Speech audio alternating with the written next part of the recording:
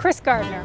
Chris Gardner. Mr. Gardner is an entrepreneur, international best-selling author, and award-winning film producer.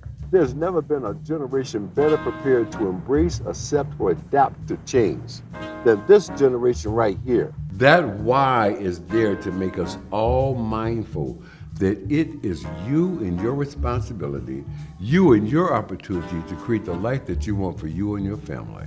We all want to take strides. You take strides when there are no obstacles, no challenges, nothing's in the way. But sometimes you got to take those baby steps when you don't know. Let's all try to inject the power of one into any and every discussion and conversation and interaction with other people. And always ask ourselves, what if it was me on the other side of this decision?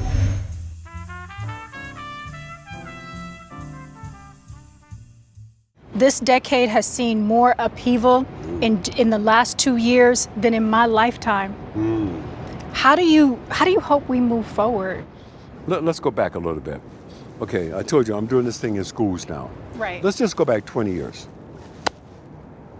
The children born in the year 2000 were conceived in a storm, pretty much like we're in right now.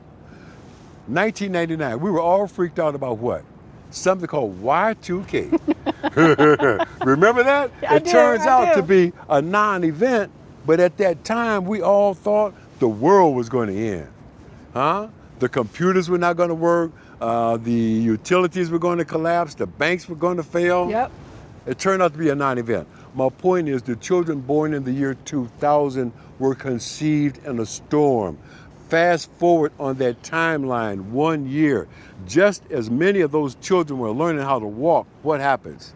9/11. Fast forward 7 years, what happens? Global financial crises. Fast forward 12 years, what happens? Politics, polarization, and a pandemic. My point is, those young people are probably better prepared to embrace, create, or demand change than any generation to come before them. And those young people, that is where we need to be making a direct investment in getting them ready. So to start us off, please tell us a little bit about yourself. Describe who you are and give us a good understanding of who you are. Well, first of all, let me say this. I am absolutely honored to be with you and all the folks out here today working on the front lines in healthcare. This is an absolute honor for me personally. And not to belabor the point, but I do have to stress this. At the beginning of this pandemic, you had a whole lot of folks saying, well, we're all in the same boat now. I will submit to you that no, man, we're not in the same boat. We are in the same storm. There's a whole lot of different boats out here. There's the boat full of people who have had the luxury of working from home with whatever issues and challenges that presents, which is totally different from the boats full of specifically healthcare providers and first responders who've had to put their health and the health of their families at risk simply by going to work, which is totally separate again from the boats full of people who know there's no work for them to go back to. Can you explain the why in happiness and also how that relates to owning it, which is one of the themes that we're really embracing this year? Susie, you know, it's so funny. I've had people stop me on the street all around the world and say to me, you know you spell happiness wrong.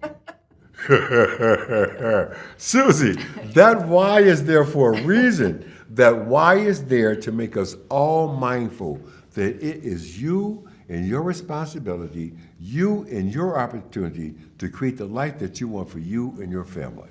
Okay? That's why that why is there. You are not going to get an email. You're not going to get a text. You're not going to get an instant message that says to you every day, okay, we got to go to work. Okay? No one's coming to tell you, turn that television off and focus on your family. No one's going to come and tell you, put that email down and spend some time quietly with yourself. No one's going to come and tell you that. That's why that why is there, Susie, right? And this whole idea of owning it, Man, I learned that lesson, Susie, in that bathroom in Oakland, California, where I and my son had to call home too many nights. And I had to wash my little boy up every day and look in that mirror over the sink and ask myself some hard questions. Why did this happen? Why did that happen? What's going to happen next? The hardest question, Susie, was, how did I get here? The answer was brutal. I drove here.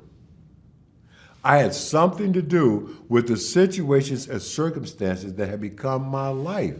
But the second I said it, Susie, I knew that's the key. Because if I drove here, then I can drive out of here. You can't change something until you own it. And I know a lot of people right now are sitting there saying, well, I didn't drive here. I didn't choose this. No, none of us did. But you can't change it. And you can change it only if you own it and say, I have the power